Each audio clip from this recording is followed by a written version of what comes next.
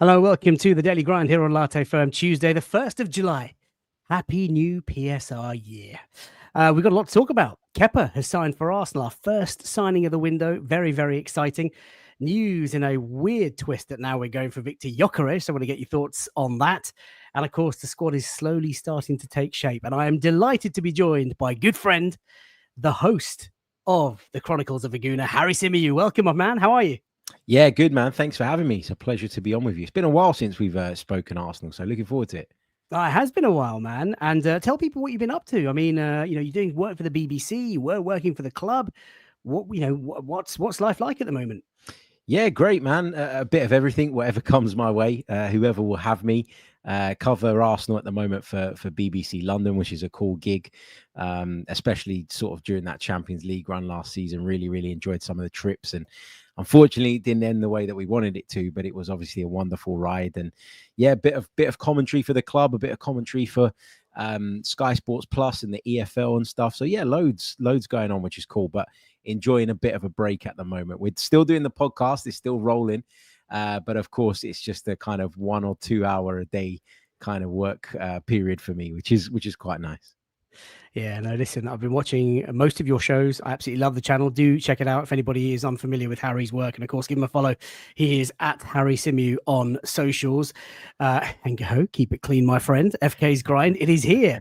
You're getting a lot of love in the chat. And oh, by the way, how are you coping with the heat? Dave says, you're looking a little sunburned. Have you been out? Yeah, so I've been building a new barbecue area over the last few days. Of course. And yeah, it's caught me a little bit, I have to say, on the nose and on the cheeks.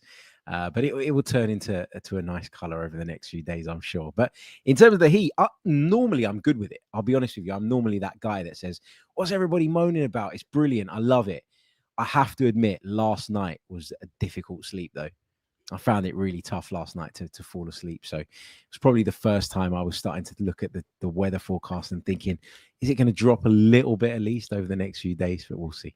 Well, let me tell you, the Central Line journey home. Power to my Central Line peeps. It was difficult today. It was a very challenging one. Karen, welcome. Lloyd's in the house. Thank you, Henkeho. Yeah, I know you can be cheeky every day. He's not looking for a ban. And Viggs, welcome, says winter over summer. Listen, let's enjoy the heat because it will go and it will go. We're already into the second half of the year. Harry, lots to talk about tonight. So Kepa has signed for Arsenal, £5 million. We're going to take a closer look at the goalkeeper, his playing profile, and what your thoughts are on that.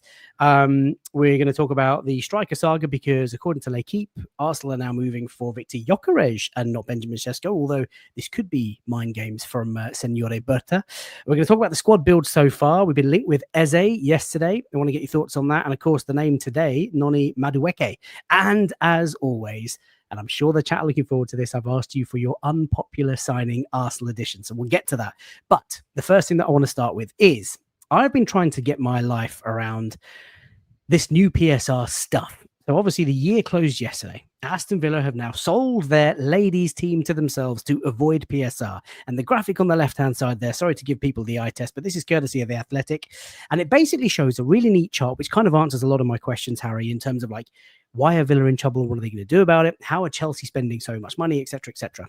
This chart put together by The Athletic shows the projected maximum pre-tax loss that is allowable this current term, so the last 3 years up until the end yesterday. And you can see that Chelsea have got a lot of money to spend. They are top of this league, and Aston Villa down at the very bottom, £15 million worth of trouble, and they had to get out of it, and they've done so by selling the ladies team to themselves. I mean, it's kind of neat accounting. It's exploiting all the different loopholes that you can get in the game. How does it make you feel, though, as someone who supports Arsenal, who claim to do the right thing by the game and play fair by the books? But how does it make you feel sort of watching as an outsider? I mean, look, we can sit here and we can moan about sort of, other clubs trying to find ways and loopholes around all of this stuff. And, we've seen some clubs like, for example, maybe Newcastle United, who have come into this incredible wealth via their ownership. But because of some of these rules, they've sort of had their hands tied behind their backs and they've not been able to accelerate in the way that they'd have liked. I think my problem with all this PSR stuff is that the horse already bolted a long, long time ago, and I'm not singling out any particular club because I think that they're to blame. I think anybody in their position would have done the same thing. But you look at how Chelsea grew under Roman Abramovich. You look at what Manchester City have been able to do over the years to get themselves into a really strong position. I think it's almost a bit rich now when we're turning around to clubs with new investment and saying, because of these rules, you cannot accelerate in the way that those clubs did. It's like we've caught on to actually the fact that this isn't a great thing for football. The problem is it's all too late. So I don't blame certain clubs for exploiting the loopholes. I blame those who make the rules, because ultimately their rules should be watertight and shouldn't allow for clubs to be able to do that. So they are the people, I think, that you need to look at. We all want to see our football clubs win, and that's fans, owners, investors. You all want to see your club be successful. So you're going to take whatever steps you can to make that happen. So am I like upset about it? Does it really frustrate me? I know that Arsenal want to do things the right way and have been, and that's a good thing. And I'm proud of that as an Arsenal fan. But ultimately, you want your team to win. And I don't think Manchester City fans, Chelsea fans, or any of those supporters would have been complaining when their clubs were picking up silverware. So in terms of how that table looks now, the clubs that I expect to be in that position are in that position. And clubs like Chelsea, who have spent a hell of a lot of money, but obviously have lots of headroom again, is because they've sold well. You know, they sold a load of players off to the Saudi Pro League. Brighton are just pure profit FC, if you want to call them that. Manchester City kept their powder dry for a long time, and then started to rebuild again in January. Tottenham, again, in fourth place, don't spend anywhere near as much as they should under Daniel Levy. So I'm not surprised by that. I think it reads essentially how I would expect it to read. And let's not forget, Chelsea have been stockpiling players for a long time. So the rules came in just a few years ago, but they've already well ahead of the curve, and they've got that talent to sell and move on. And that answers my question. I've been so confused as to how they're just spending 50 million after 50 million after 50 million. And there is the answer. And of course, they are in action in the Club World Cup, which I believe is taking place right now as we go live. Real Madrid currently being held by Juventus. Have you been watching any of that sort of action? I've missed every second, every minute. But what are your thoughts on this tournament? I've caught a few games. I'd be lying if I said I'd been sitting and watching all of them. I think I've probably caught 3 or 4 games in full. They just tended to be on nights where I didn't have a great deal going on, and I figured it would be nice to watch some football. I don't know what I make of the competition, to be honest. I'm a little bit conflicted because I see some of the South American clubs, for example, and the Saudi Pro League clubs taking it really, really seriously. I see some of the European clubs going there and looking a little bit burnt out and at times a little bit disinterested.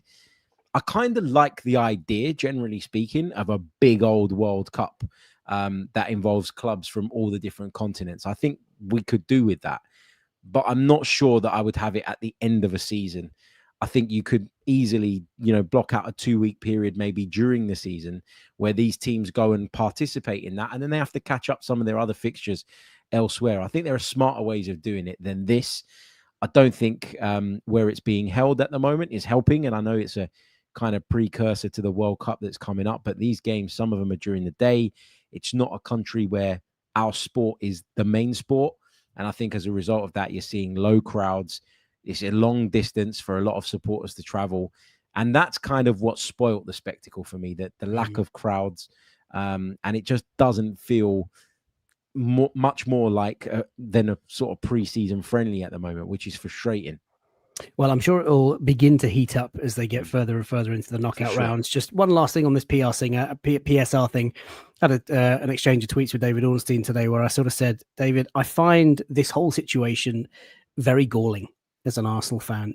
On the one hand, and most of me thinks that we played by the book, we played by the rules, we always tried to do the right thing in football, and where has it kind of got us? And that's exactly what Yamin Yamal saying as many a time as he said, we've got nowhere by being the nice club, by playing by the rules and not exploiting these loopholes. And a little part of me is like, well, what if you can't beat them, join them? And, we've got the most successful team of last season, the women's team. Why can't we do something creative? But there are a lot of Arsenal fans that would hope that we continue to do what is right, because when we win something, it will be sweeter. As we look ahead to next season, we've made our first signing today, and we've signed Kepa from Chelsea. Of course, he was on loan at Bournemouth last season. The Spanish international will now sign a 3-year deal after playing 35 times for Bournemouth last season. What did you make of this signing, Harry? Look, it's not the kind of signing that's going to get you jumping off your seat. There's no question about that. But it's a smart signing, and it makes a lot of sense. However you break it down, I think this feels like a good addition to the squad. I think last season, obviously, we had Neto come in as the backup to David Raya, literally played one game in the Champions League against Girona. And, he was cup tied, which made no sense. We went and brought a backup goalkeeper in that was cup tied. And I remember scratching my head and thinking, what have we done here at that point? But I think Kepa is at a higher level than Neto. And I don't think he's at David Raya's level, but he's close enough to that level whereby I think Mikel Arteta will probably feel more comfortable in changing his goalkeeper, having somebody like Kepa around. I'm not saying he'll do it in the Premier League or in the Champions League, but particularly in the domestic cups, I think he'll feel like Kepa can help us and offer something. Experienced, know-how, won things at a good point in his career, I think, where he's kind of rebuilt himself a little bit after some troubles at Chelsea, went off to Real Madrid on loan. Then he spent some time at Bournemouth and obviously done quite well there. So I think he's kind of rebuilt himself. And listen, I don't know about you, mate, but when we signed David Raya, I got to be honest, I was looking at it and I was going, what was the need? I was quite happy with Aaron Ramsdale at that point, and we all sat there and we all bemoaned the fact that somebody was coming in to maybe take that place. And there was a really unhelpful atmosphere, I thought, around the two goalkeepers in that situation at the time. It turns out Inaki Kanya and Mikel Arteta was spot on, because David Raya has been an upgrade. And so for that reason, I think when I look at this, I'm not saying that Kepa's going to be an upgrade on David Raya or he's going to take his position. But what I'm saying is that I give them my trust when it comes to, if they think someone's going to come in and improve that department, then they probably know what they're talking about. And so I'm hoping that he can help us. I mean, what's your take on it? It's another ex-Chelsea player, which I think creates a bit of PTSD among Arsenal fans at times, doesn't it? Yeah, I mean, you're right. That sort of PTSD exists. We've bailed Chelsea out from a number of things. I mean, look, Chelsea spent £70 million on this guy, and we're picking him up for £5 million before he's even entered his peak years for a goalkeeper. There is that link. It's always going to be there, Harry. But for me, I think this is a really sensible move. I don't think it's going to move the needle in terms of number one. I was a bit nervous about what Mikel was going to do because there was all those links with Joan Garcia, and maybe that was the move that we wanted to do. But I think he is as solid as a number two will get. He's probably the best number two in the league now. And let's not forget, he was part of that Bournemouth defence last year, their best ever defensive record. He's been a number one there. He is going to keep David Raya on his toes. He is going to play, hopefully, some more of the domestic cup games. And you never know. Like you say, he's in fact, let's take a look at his sort of playing profile that we normally do. We know that he's 30 years of age. So he's got the best years ahead of him as a goalkeeper, and he's already had quite a illustrious career. Big frame, 1.88 meters, so well over 6 foot. Obviously played at Bournemouth, but has been at Chelsea. He's played at Real Madrid as well, and he's won everything there is to win in the game. A Spanish international with 13 caps to his name, a right-footed goalkeeper. Last season, 31 starts for Bournemouth in the league. Conceded 1.3 goals per game, but like I must stress, these stats never sort of really take into account who you play for and the level of opposition that you play, but it was Bournemouth's best defensive record in the Premier League. Makes more than 3 saves per game, saving 71% of the shots that he faces. Not great at penalties, but we got David Raya for that, 0 out of 4 pens. If you remember, that was the whole Maurizio Sarri bust-up, wasn't it? If you remember that cup final when he just wouldn't come off. Goals prevented, which is a measure... I'll be honest with you, football nerds, I can't even explain it. But basically, if you've got something that's plus, that's really good. You're saving more than you should. And if you've got something that's negative, that's really bad. You're not saving as many as you should. And of course, he signed a 3-year deal with Arsenal. So I think this is a good signing, a sensible signing, one maybe to push David Raya and just keep him on his toes. I think David Raya had a little bit of mental fatigue towards the back end of last season, Harry. We remember those sort of errored passes, the rushed passes. He was caught out of position a couple of times. I never really understood Arsene Wenger used to talk about goalkeepers needing that sort of mental break in a season. Never understood it. And we saw it firsthand. So, and listen, if it stops Mikel Arteta messing around in the loan market for a goalkeeper and having that sort of change with the defense, the next 3 years, £5 million, it's really smart. They know each other. They play for the same national team. And just on that sort of plus 2.14, by the way, this is how he ranks according to Sky Sports to the goalkeepers in the Premier League last season. So to my surprise, Jordan Pickford, top of the league there, 6.05 better than he, more saves than he should have made. You can see there, Ederson, Matt Sells, who was a great goalkeeper, Alisson Becker, who had a great season, of course, as always. You've got Neto there, but the stat is very, very misleading. And then you've got Kepa, who's slightly ahead of David Raya. So, look, in terms of ability, I can't knock it at all, Harry. And I think anyone who's trying to find fault in this is really pushing an agenda. Like, I can't see anything unreasonable about it. His experience, his age, his profile, the fact that he's going to get on with Canna. What's the goalkeeper coach's name? Yeah, Kenya. Kenya. The fact that, obviously Mikel's going to help him settle into the squad. Like, there's not much to dislike. No, there isn't. And ultimately, you have to just look at the price to decide whether you think this is a good bit of business or not. I think that's what it comes down to. If you were talking about 25, 30 million pounds, I'd be the first one to say, I'm not sure about that. And I was saying very similar about Joan Garcia when we were heavily linked with him. It's not that I don't rate him. It's not that I don't think he can help us. It's that the plan is not for this goalkeeper, whoever comes in to play second fiddle to David Raya, to play that much. And so why would you allocate a significant proportion of your budget to that position? And this was a market opportunity. There he was, Chelsea player, not really going to go back to Chelsea. That was never really on the cards. It never felt like that was going to happen. Chelsea looking to offload. He's looking to find a new club. There's another London club there. There's a club where he's familiar with the goalkeeping coach and with the current goalkeeper there. And it just makes sense for everybody. I think you're right. If you disagree with this signing hugely, then I think you're pushing a bit of an agenda. I do understand, though, a little bit why someone might look at it and think, well, shouldn't we go and get someone that could potentially develop and maybe challenge David Raya later down the line? I understand that point of view, but this was a market opportunity that presented itself, and it's a signing that makes the squad better. Now, elsewhere in the team, we need needle movers, but we don't need a needle mover in goal. And just very quickly on the David Raya point about him getting fatigued mentally last season, I think we got to a space last season where we were almost playing through David Raya too much. It was like we couldn't at times, especially when we played PSG, we couldn't play through their press. And so what was the default get out? It was go back to David Raya all the time. And he was on the ball for me way too much. And he was trying his best and he was trying to pick people out and he was trying to set us off on attacks. But some of those games where David Raya looked a little bit uncomfortable were games where we couldn't play through the opposition's press. And by default, we kept going back to him and expecting him to be the one to take on the responsibility of creating from deep. And that is never what you should be expecting primarily from your goalkeeper, I don't think. You're quite right. Listen, just a couple of messages. Zahaib says, can everyone on here give a like or a subscribe in gratitude and appreciate FK for his efforts and for these daily Latte Firm shows? Much love and respect. Thank you, Zahaib, for the kind message. We've been getting 400 plus likes over the last few days in each of our videos. If we can get to 500 tonight, that is the target. There are hundreds of you watching. Please do like the video. It's a massive help to the channel, and subscribe, of course, if you like the content. Give Harry a follow as well. Henkaho says, FK, please, if you may, let's have you pronounce Kepa's last name. Kepa Arrizabalaga. How about that? And Call Out Boy says, evening FK, hope you're well. They think it's refreshing that Berta doesn't appear to rely mostly or solely on his agent connections to get deals done, like the many that Kia Jarabshian clients that we signed. Yeah, and Andrea Berta is working in weird ways. We're going to talk about that next. Let's move away from the goalkeeper. Thoughts on the window. So he is the first domino to fall. We've been linked with Christian Mosquera of Valencia. Personal terms, not a problem. I know he's just apparently agreeing a new contract with Valencia, maybe to kind of safeguard some sort of value. Zubimendi is on his way in. He's probably just deliberating over shirt number now that the number 5 is freed up.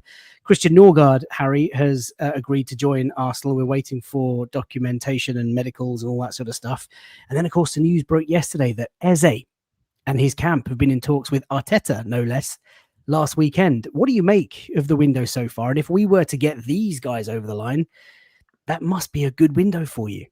Yeah, I mean, if we are to get these players on the screen over the line, plus the couple more that are being talked about, then you're talking about a window where we might bring in 7 players.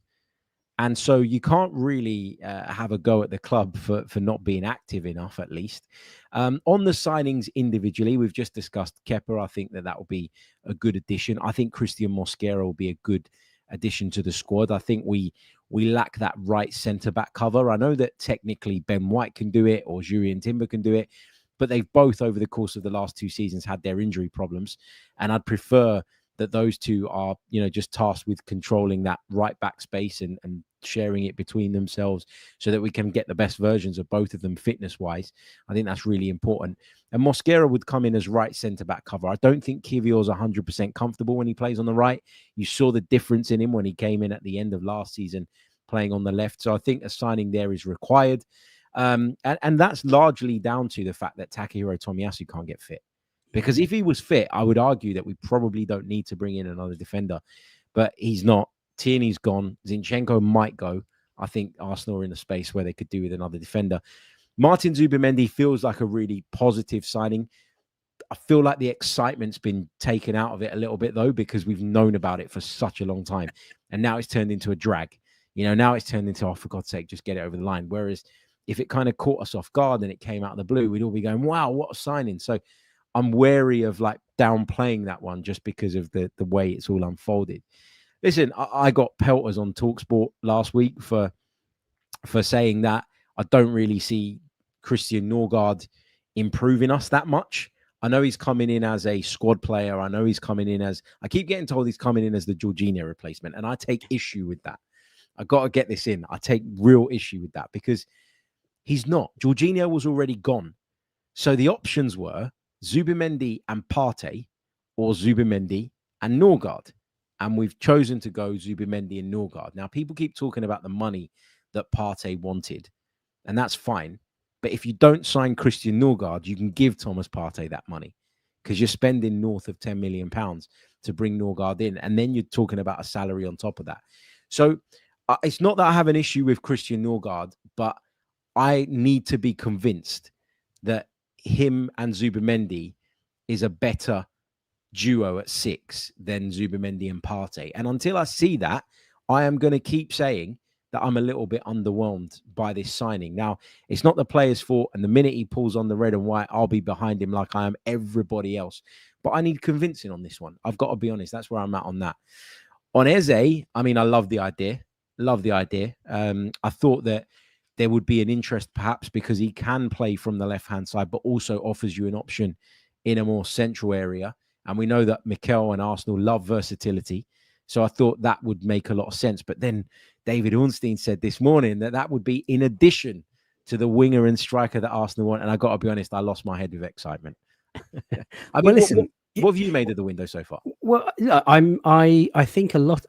I think a lot has been made about the order of players that we're signing. And I've said that a couple of nights in a row now, that I think had we have opened with Zubimendi and then maybe one of our forwards, and then we maybe got sort of Kepa and Norgard towards the back end of the window last couple of days before the deadline shuts, just as a sort of squad bolsterer, I think people would be in a different mindset. I do want to challenge you on the Thomas Partey thing. I think, look, he's obviously at the wrong end of his career. He had his best season football-wise for us last year. Very present, very available, and largely pretty good. I don't think he was going to get any fitter or stronger or faster or less injury-prone as the years come by. He is obviously very expensive, and you're right, Harry. Christian Norgard has an outlay of circa 9-10 million quid, and he's gone from 40 grand a week to maybe 100 grand a week, just for argument's sake. I think, though, that this was the right time to let Thomas Partey go, and you probably agree with that. But in terms of football-wise, Norgard is, I think, the floor of the midfield. I think Zubimendi is going to come in and he is going to be as good at progressing. Clive Palmer came on the show a few days ago and he said that this is a guy who's got all the clubs in both feet, and he's a very, very good progressor of the ball. Very excited to see how he does. And if Eze comes in as that last midfielder, like you say, like David Ornstein says, he is going to be in addition to a striker and a wide player, then Eze, Zubimendi and Norgard is a serious collection of players to add to the midfielders that we already have in Rice, Erdegaard and Marino. And then all of a sudden you're talking. And listen, on the Eze thing, we did a really good deep dive into Eze's playing style and profile and stuff last night. Massively excited, Harry. I think I'm more carried away about the romance of him coming back from being released at 13 by the academy and coming back and, finishing off this unwritten story. But it's not going to be straightforward, and other clubs are going to be interested, and I'm sure Mikel and Berta are going to be trying to negotiate a better deal for us. But if it's these guys on screen, I'm very excited. But another player that came out today, Harry, was Noni Madueke. I can't understand this myself because we've got Saka on the right hand side. I actually don't like the player that much. He doesn't do anything for me. Like, he's scored a few goals and quite a few nice goals, but like, I don't know. Something just really puts me off this. And again, it's another Chelsea player. And are we bailing them out with somebody else who's not going to quite make the mark there? How do you take this rumor? Yeah, I can't get my head around it either. From what I'm told, he's one of a number of players on a list. It's not anything advanced. It's not that Arsenal are prioritizing him and are going down that route. So I'm not panicking. I'm not losing my head. I'm not ranting about it. But like you, I don't really see how this makes sense. I look at who he'd be coming from, and we know that they'd want to charge us a premium, given that, you know, we're two clubs that will likely, when they get their act together, be competing with one another. So I just don't see how it makes sense from a business point of view, or from a footballing point of view. He's not surely going to come and be happy playing second fiddle to Bukayo Saka. He does his best work from the right. I can't see him converting into a left winger. He said, I think, before that he doesn't want to be a left winger. So I don't really think this works, to be honest with you. I think this is maybe there is a bit of interest. And I think, again, timing is really important here, right? If Arsenal go and get Eze and then they go and get one of Gyökeres or Sesko, and Madueke comes in as a third attacking signing, then maybe people will be a little bit more receptive to it. But the fact that this is being talked about before we've got a striker, before we've got that sort of number one priority winger, I think people are looking at it and going, yeah, you know what? That's not... It just doesn't work. It just doesn't work. I can't see it. I can't get behind it. Yeah, I'm not behind it either. Look, he's 23 years of age. He's been at Chelsea now. This is his fourth season, or going into his fourth season. In that time, he's played 67 games that he started, 20 appearances off the bench. He scored 13 goals and got 5 assists. And there's no doubt that he's obviously a, technically a gifted player to make, Chelsea, mugs. They're not going to play you if you can't play football, but there's just something about him. He's not the right profile, not the right side either. Saka's got that position nailed down. There's rumours that Ethan Nwaneri could go on loan next season, depending on incomings. But this guy just isn't it. Right, that's been fascinating. And the chat has gone wild, by the way. Hundreds of you watching. Please do like the video, subscribe if you're new. If you are late to this and you like what you hear, you can get these as podcasts on Apple and Spotify, normally about 24 hours after they go out live on YouTube. We're going to move on to unpopular signing. Now, before you reveal the name of the player, Harry, could you just explain to us why this position and profile of player? And as you reveal his name, I will bring him up on screen. Now, chat, just to warn you, we have had the likes of Pogba, Rashford, Garnacho, obviously my sort of personal favorite. We've had Harry Kane from Michael Timms of Live from N5. Who did we have last? We had Noni Madueke last night, actually, from my guest, Haru. No, we had Elanga last night and Madueke the night before. So tell us why this player, and as you sort of reveal his name, I'll bring him up on screen. So I think it's a position that we're looking to add in out on that left-hand side. He feels like a similar profile to Eze in the sense of he will start in those wide areas, but will always be gravitating in towards the more central areas. I like players that are mavericks. I like players that break out of systems. This player has shown at a previous club that he can do that to great effect, but in my opinion has been hamstrung a little bit by a system that he moved into. And I think is a real good carrier of the ball and the type of player that can unlock a tricky defense. And that is Jack Grealish. I know that not everybody's going to like that. And I know there are question marks around Jack Grealish off the pitch. And, there's questions about how focused he is and all that kind of thing. But this is a guy for me that if the conditions were right, I would take a punt on. Think back to, I know it's a while back, but think back to when Jack Grealish was at Aston Villa. He was a maverick. He was a ball carrier. He was a guy that took the game by the scruff of the neck, socks rolled down and carrier. And he just made things happen. And he went to Pep Guardiola's Manchester City. And let's not forget, played a really big part, by the way, in them winning the treble. That goes under the radar so much. But as a result of playing in that system, has just lost himself a little bit. And I guess if you wanted to counter at this point and push back on me, you would say, well, Mikel Arteta would probably do something similar to him in terms of the system and in terms of really not giving him that license to express himself. But I think this is exactly the type of player that Arsenal are missing and were missing last season. So yeah, I would roll the dice on Jack Grealish. I can see in the chat that's not gone. I know. I don't know where to start. It's gone wild. Listen, the purpose of this is to push you and to give us an unpopular signing, and it is definitely unpopular. Although Louis, who is a very long-standing and loyal viewer of this channel, says yes. And I think you went on to say, here we go, I am vindicated. But equally to the opposite end of the spectrum, Colin says no. I mean, look, as Vig says, clearly the heat has affected Harry's thought. Yeah, maybe. But listen, he's 29.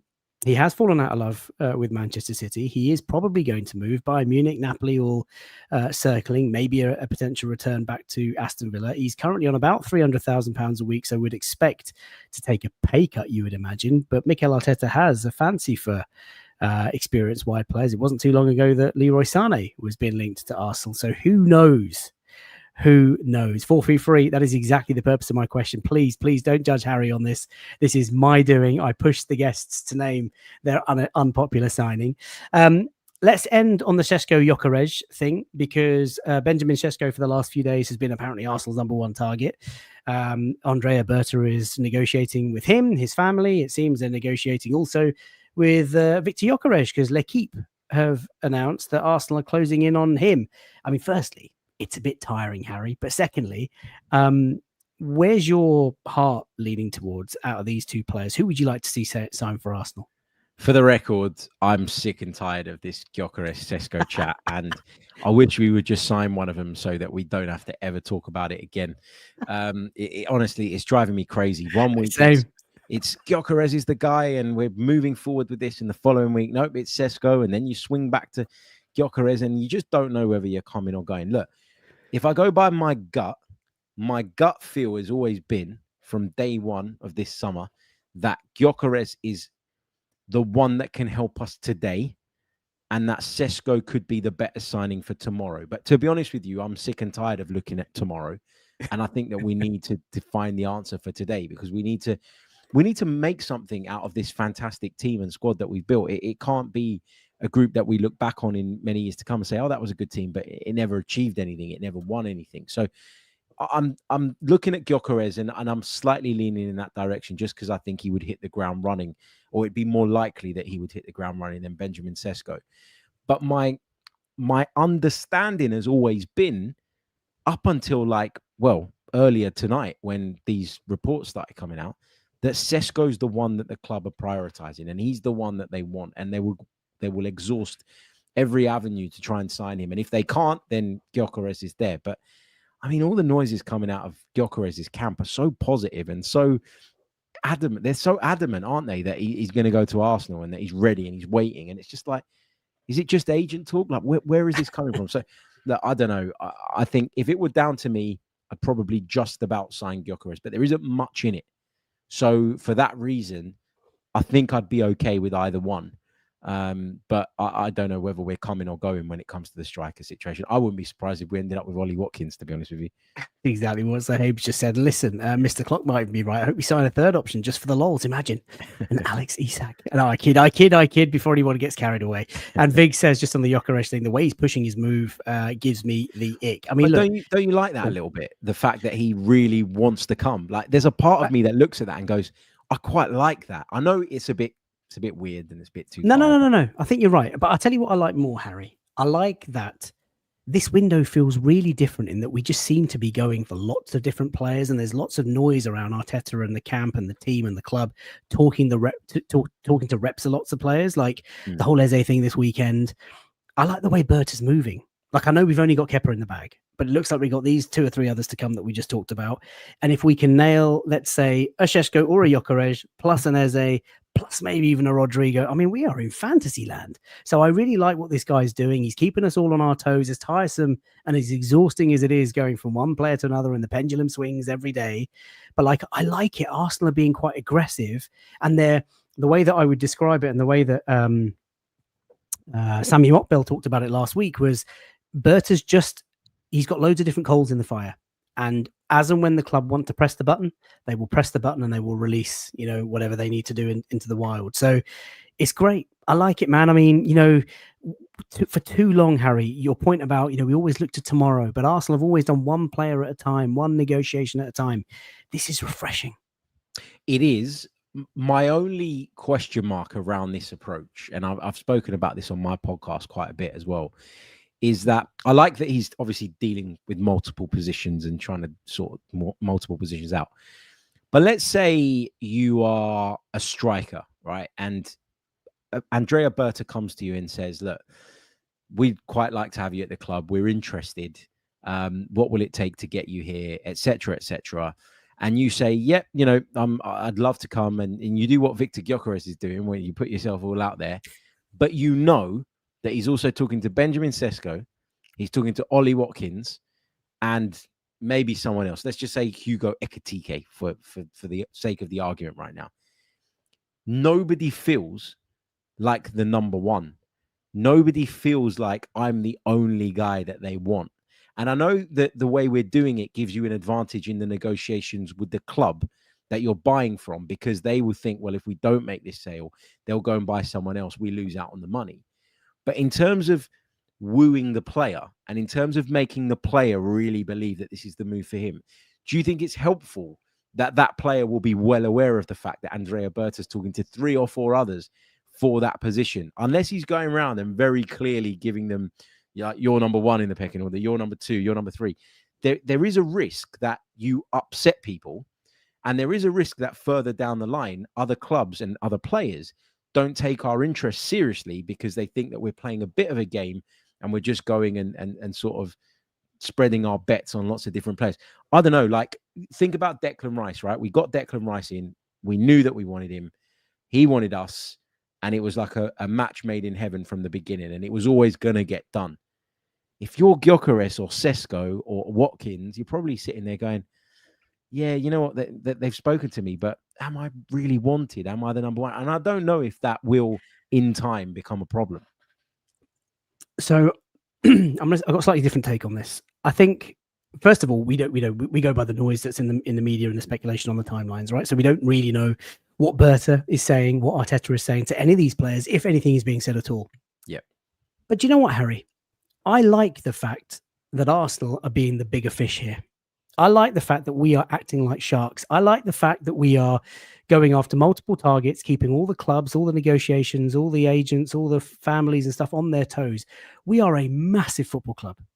If any of these 3 strikers that we've talked about, whether it's Ollie Watkins, Victor Gyökeres, Benjamin Sesko, if they don't want to play for Arsenal, if they don't, consider themselves good enough, big enough to want to play for this magnificent club, then that says a lot about their sort of mindsets and mentality. I bet all 3 of them are desperate to play for the club.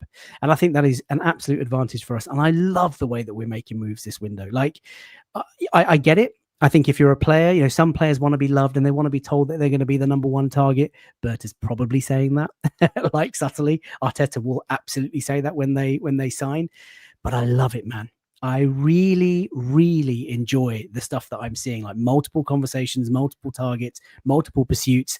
No one knows, even the media, like, apart from Hand of Arsenal, no one really knows what's going on. And like, we're sat here speculating about different players every day. It's a pendulum going back and forth. I think it's wildly exciting, Harry. I think I get that point of view. I do. I think that we're able to do that now because we are shopping among players that probably in another era wouldn't be seen as the top tier. Does that make sense? Like, yeah, no, I get that. In Sesko and Gyökeres, right? You can do that with those 2. You can play them off against each other because they both, as you say, would probably love to play for Arsenal. You put Alexander Isak into the equation, you can't be flirting with someone else. You've got to go all in and get that done. Again, with Rodrigo, like, you're not going to gain any advantage in your pursuit of Rodrigo by saying, oh, we're also chatting to Eberechi Eze or whoever else it might be. Like, there's certain players that are such big stars that you're going to have to woo them and convince them. And I think in Gyökeres and Sesko, you've got 2 strikers that are big fish in small ponds relatively right now. And for that reason, they both want to make the step up, and you can do this. But I don't think you'll always be able to do this. And I hope, and I'm sure he knows what he's doing, but I hope that he'll have a slightly different approach and an ability to adapt his approach when it comes to signing certain players and targets. Well, we shall leave it there and see what happens. Harry, thank you so much for joining me tonight. Really appreciate you. If anybody wants to follow Harry, he's available on socials at Harry Simu, of course, host of the Chronicles of a Gooner. Check it out on YouTube, and of course, Arsenal broadcaster for the BBC, which is great, BBC London. Thank you for all of you guys who are watching, hundreds of you still watching live right now. Please drop a like on the video, subscribe to the channel if you're new, and check out the channel feed. Lots of really cool shows that we've done over the last few days. Pedro of Le Grove joins me tomorrow. AFC James joins me on Thursday, and then the Late Night Lounge on Friday. How about that? Look after yourselves. Stay cool. It's going to be very, very hot tonight. And we will see you guys tomorrow. Have fun. Bye for now.